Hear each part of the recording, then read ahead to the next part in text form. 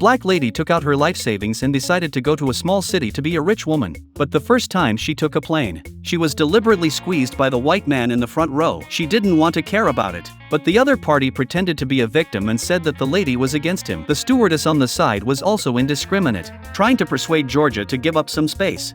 But when Georgia heard this, she was immediately unhappy. She pointed out directly that the airline deliberately designed the seats so crowded in order to make money. The passengers around her all agreed, but the head of the flight attendant hated poor people like Georgia who sat in economy class and made trouble. He mocked her that if she didn't have money, she shouldn't be picky, and if she had the ability, she could upgrade to first class. How much is it? Beg your pardon? How much for the damn cocoon? It's true that spending more money is different. Not only was she served delicious food and drinks, but even the attitude of the flight attendants changed. But what no one expected was that this crazy and extravagant trip would completely change her life. Georgia walked out of the airport after eating and drinking, but found that there was a long queue waiting for the car. Just then, the advertisement on the wall caught her attention.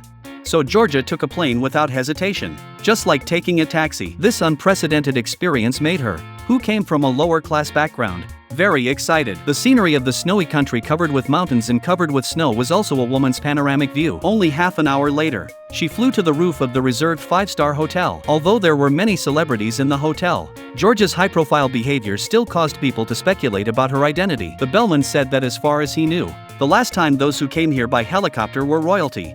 But as soon as she entered the hall, Georgia was stunned. Looking around, she saw either Arab oil tycoons or social elites from all walks of life. She even saw the chairman of the group where she worked for was on vacation with his secretary. But she is the only one.